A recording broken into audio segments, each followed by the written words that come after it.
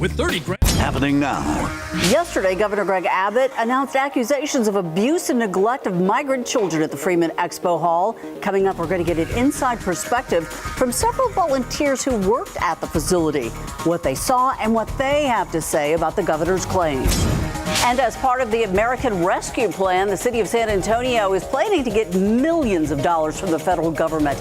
How much and where it'll be used next. President Biden taking a stand on gun violence today, his proposals and how he plans on taking action. And if you don't like this early season heat, we do have a cold front on the way, and it's going to affect your weekend. I'll let you know what kind of impact it'll have on temperatures coming right up. Injured eyes and broken bones. Those are some of the injuries caused by some pressure washers. Coming up, we'll tell you why they're being recalled, plus why some infant bath seats are recalled too. The news at 5 starts right now. And we're starting with breaking news of a shooting at a building in Bryan, Texas that's right outside a College Station. Bryan police say it happened around 2:30 and multiple people are injured.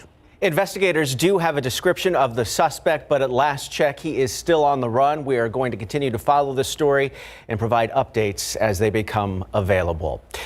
Here at home, the future of contracts between the city of San Antonio and the Police Officers Union lies in the hands of voters on the May ballot. Right now, negotiations for a new police contract are underway. The contract covers everything from officers' discipline to their pay, their benefits. But if voters approve Proposition B, future contracts would be forever changed. Tonight, the police union, a police reform group called Fix SAPD, and the city attorney will all get to argue their points during a bare facts KSAT San Antonio Report live stream debate. Steve Spriester is at Trinity University, where he will be moderating tonight's debate along with Iris Dimmick from the San Antonio Report. And so, Steve, what is in store for us tonight? Well, you know, Ursula, you and Tim put it very well. What we're talking about here is the future of policing in San Antonio. When it comes to collective bargaining and the negotiations that are going on right now between the city and the police union, that could be altered if voters pass Proposition B in May. And you can actually see right now we're setting up for this debate. We will have a representative from the police union that will sit right there. We will have a representative from Fix SAPD that will be there. We are also expecting City Attorney Andy Segovia to take part in this debate. And what we found just this week in the release of our Bare Facts poll is there are a lot of people who are undecided about whether or not they will support Proposition B. As a matter of fact, there were some 28% in that poll who said they were undecided right now, and it was within 6 percentage points one way or another on whether or not they decided they wanted this to go forward. And I think the big purpose of this debate tonight is to separate some of the fact from the fiction that is out there. There is a lot of disinformation from both sides in this debate. We want to get to the bottom of exactly what Prop B would do and what it would mean for the city of San Antonio and its citizens, because after all, that's who will decide whether or not this passes. We'll see you tonight live on KSAT.com at 7 o'clock. Live from Laurie Auditorium, Steve Spriester, KSAT 12 News. Okay, Steve, we'll check in with you again at 6 as well. New at 5, nearly 24 hours have gone by since allegations were raised by Governor Greg Abbott about conditions inside Freeman Coliseum Expo Hall. Yeah, claims of abuse and not enough food for migrant teens, called credible by the governor, are now raising eyebrows among people who have been inside. Jesse Degollado spoke with several volunteers about what they have seen and what they have not seen during the times that they've been there. Volunteers arrive for whatever Catholic Charities needs them to do to help the migrant youth who are here. A volunteer who heard Governor Abbott's serious allegations says she hasn't seen anything suspicious while she was there. There are people everywhere, all the time. People who she says care about the young migrants. My impression was that the youth had been pretty well taken care of given the circumstances. Mark Prater and his wife Melinda each volunteered once last week. She disagrees with what the governor has said about not separating COVID-positive youth from the others. That was kind of frustrating just because that was not what I witnessed at all. A spokesperson for U.S. Health and Human Services says the migrant youth arriving at the expo hall are monitored 24/7 by security personnel and trained adult youth care workers. Volunteers say an adult is even outside the bathrooms, always watching, counting the line of boys before and after they're done. And the kids are quickly going in and out. And as for those kids not being well fed, The kids sometimes complain that they're feeding them too much. but volunteers agree more staff and volunteers are needed to oversee the large number of youth who are there now. HHS says each adult is responsible for 15 minors, but the Praters say they oversaw groups of 25 to 50. Thompson started with 50, but last time it was 25 or so.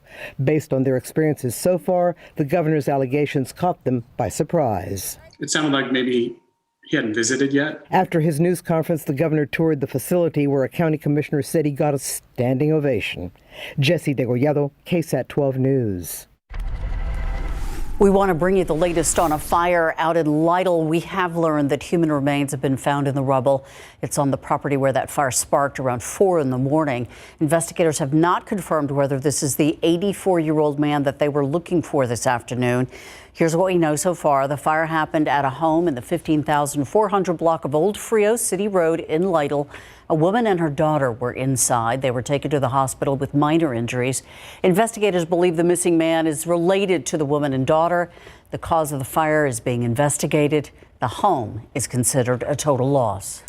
We are still working to learn the name of a woman killed while riding her bike last night. Meantime, the 24-year-old suspect is facing a charge of intoxication manslaughter. It all happened around 8 o'clock last night. San Antonio police say that victim was riding ahead of a group of cyclists along North St. Mary. She pulled over to rest in front of Central Catholic High School, and that's when the driver, Samantha Castillo, jumped the curb and hit and killed that cyclist. We will continue to follow the story and bring you any updates as they become available.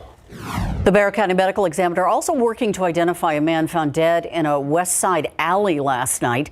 According to San Antonio police, officers were called to the 2000 block of Texas Avenue near Bandera and Culebra around 9:30 last night.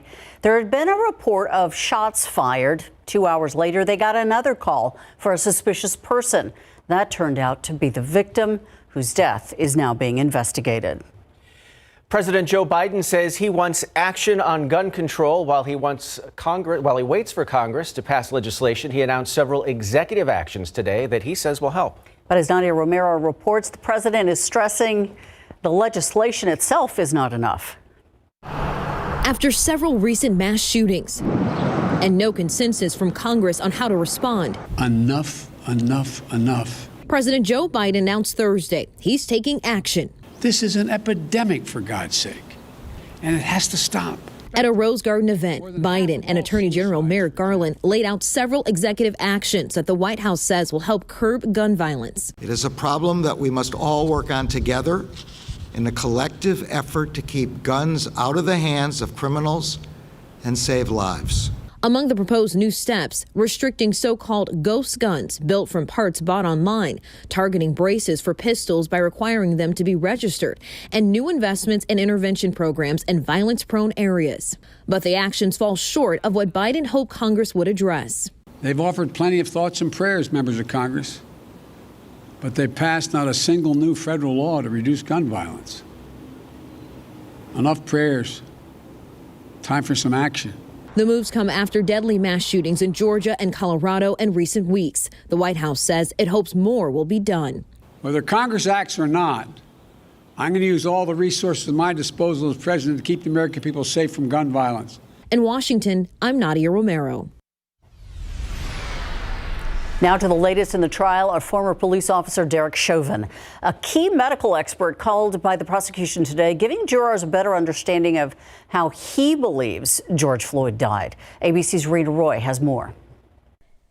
In the courtroom Thursday, the jury getting a close look at new 3D images as Dr. Martin Tobin, a pulmonologist, described in painful detail exactly how he believes Derek Chauvin's knee made it impossible for George Floyd to breathe. Mr. Floyd died from a low level of oxygen. You need to examine your own necks. Dr. Tobin asking jurors to feel their own necks, walking them through the mechanics of what he says happened. The knee remained on the neck for another 3 minutes and 2 seconds after we reached the point where there is not 1 ounce of oxygen left in the body. That half of his body weight plus half his gear weight is coming down, that's 91.5 pounds, is coming down directly on Mr. Floyd's neck. Dr. Tobin says that would have even killed a healthy person with no underlying issues.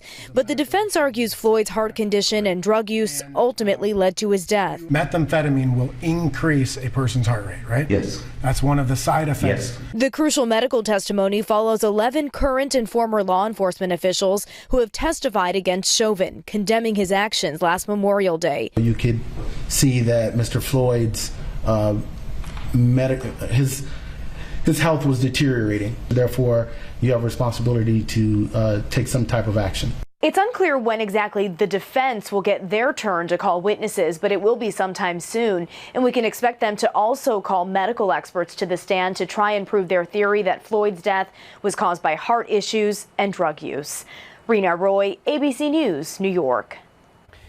Back here at home, let's take a look at the daily COVID-19 numbers here in Bexar County. Metro Health today reporting 144 new infections and 2 new deaths today. So far, 199 patients have been hospitalized, 84 of them in the ICU, and 26 are on ventilators. Meanwhile, 558,995 people have received their first dose of the vaccine, and 341,895 are now fully vaccinated.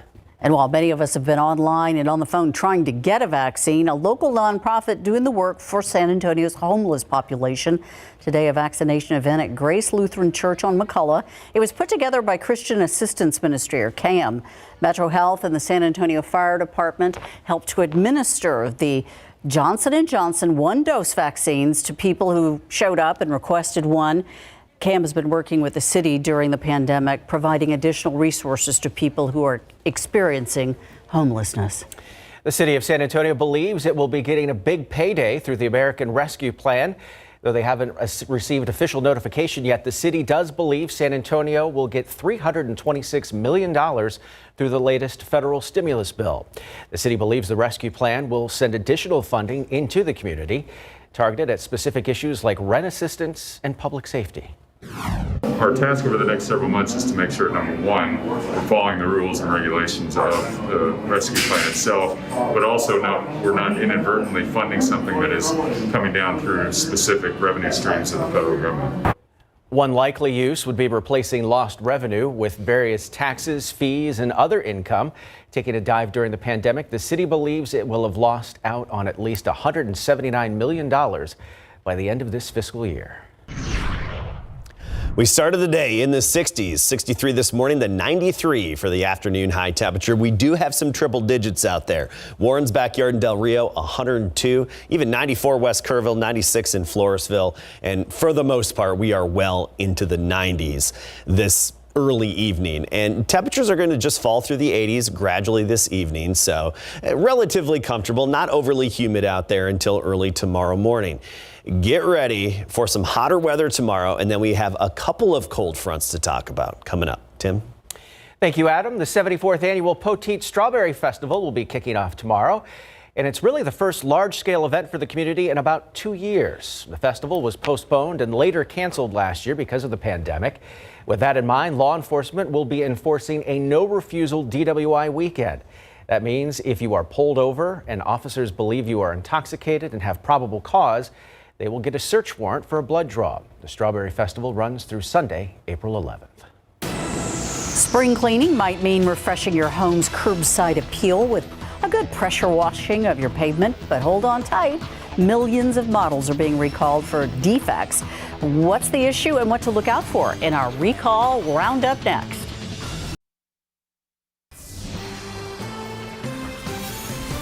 Welcome back. We want to get you a quick update on that shooting happening up in Bryan, Texas. We are told the suspect is now in custody.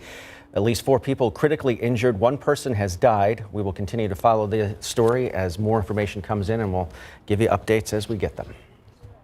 New at 5, dangerous products under recall. Verizon announcing this afternoon that it is recalling millions of its mobile hotspots. The reason? They can get too hot.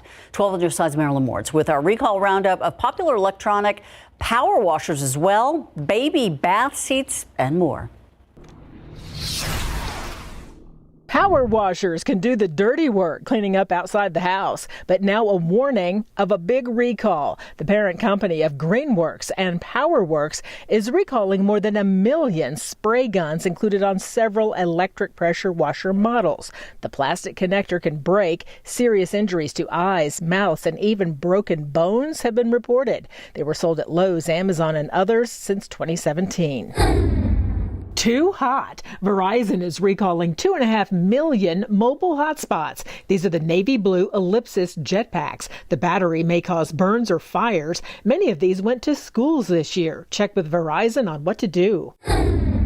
Bath time danger. Bathtop is recalling 5,000 foldable infant bath seats sold last year on Amazon. They don't meet stability standards and can tip over, a drowning risk for babies. Seat or not, young children should never be left unattended in the bath.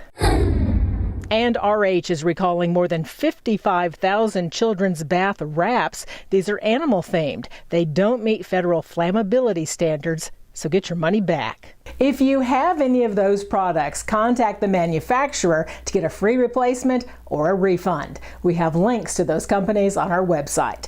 Marilyn Moritz, KSAT 12 News.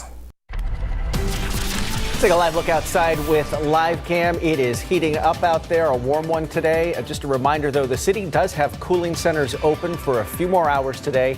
And then again tomorrow. You can find the locations and hours on our website at KSAT.com. 95 degrees. Oh, that's an update. Yeah. Yeah, hold on. I'm just going to double check this reading here and see if that verifies with it anyway.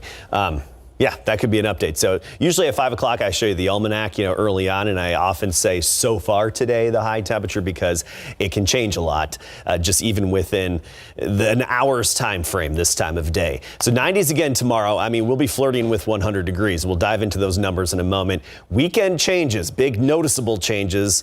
A few cold fronts, one that'll affect the weekend, and then another further affecting us into next week. So let's get right to it, where we are now and where we're going to go. Currently, we're reading 92 degrees at the airport in San Antonio. That's the reading that the latest that we got from our computer system here. Dew point of 53, so not overly humid outside, which is nice that we don't have the stickiness to go along with the heat. Relative humidity only 27%, not much of a breeze out there. You look at the readings. Low to mid 90s, Pleasanton's 95, 91 in Comfort, 93 New Braunfels, 94 Castroville. You get the idea. You go farther to the west and we're talking 100. Cotulla is 102. Del Rio 101, but did break a record high temperature by making it to 102 just last hour. So we did have a record breaker in Del Rio today. Actually broke the record by 2 degrees. Not overly muggy outside. The drier air mixes downward in the afternoon, and that's what we have. The dry line is still off to the west of us, but the dry line's likely to pay us a visit tomorrow. So let's go through time here. This is very important in terms of humidity and what kind of impact it'll have on our temperatures. Increasing mugginess overnight tonight will wake up to humid conditions.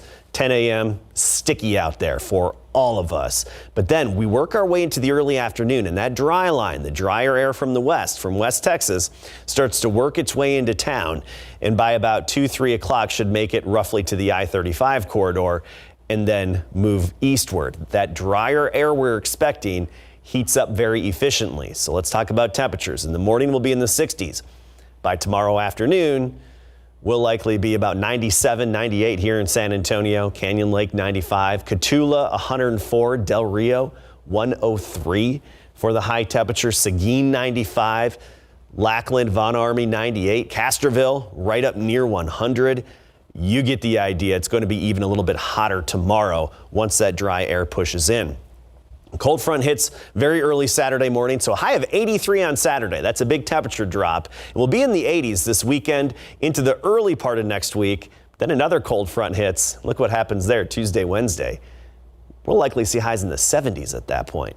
So some storms closer to Waco. That's it. Otherwise quiet across Texas. The moisture and the main activities far to the north of us with a few systems and moving out of here. Quiet this evening in the 80s, 66 in the morning with the humidity and low clouds. Then sunny up near 100. We'll be well into the 90s tomorrow. Record challenging territory. The record high is 98. We should be close. And then this weekend, we cool back down, low to mid 80s, breezy on Saturday, low humidity. And then we could see a few showers as we get into next week with those cooler temperatures, a bit of a pattern change. We need the rain. Thank you. All right, Larry, the Spurs dropped another one last night, 4 in a row. I tell you what, they started off great in Denver, and the Nuggets are red hot, by the way. Yeah. The Spurs led by 2 after 1. They led by as many as 10 in the third. And then, unfortunately, just couldn't finish their business, and their tailspin continues. And Kiana Williams is going pro. Today, we caught up with her to talk about it. Coming up.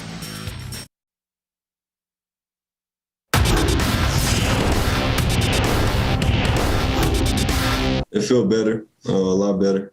I wouldn't have played if, I didn't feel like I can compete on both ends. So, it felt better.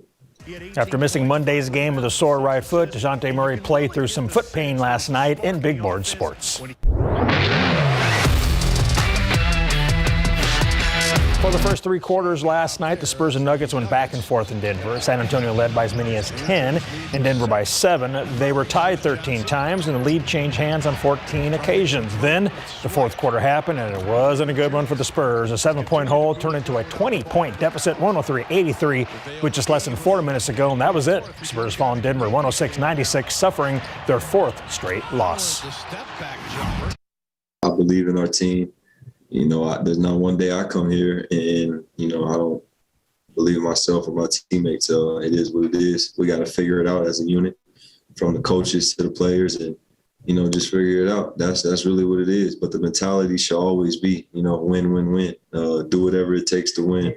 Put your body on the line to win, whatever it takes. Spurs Nuggets do it again tomorrow night at 8 at Ball Arena. Stanford guard Kiana Williams is entering the 2021 WNBA draft. The Wagner great tweeted her decision Tuesday, 2 days after Stanford won the NCAA National Championship, beating Arizona 54-53. She could have opted in for a super senior season thanks to an NCAA blanket waiver for all 2020 fall sports student athletes due to the COVID-19 pandemic. But Kiana decided to leave college basketball on top and will soon realize her dream of being a pro. I had 48 hours after we won on Sunday night, and I just talked to my dad and my brother, and we thought it was the best time. I went to Stanford with 2 main goals. That was to get a top-notch education from a prestigious institution and to win a national championship. And having done both, I just thought it was time to enter my name into the draft.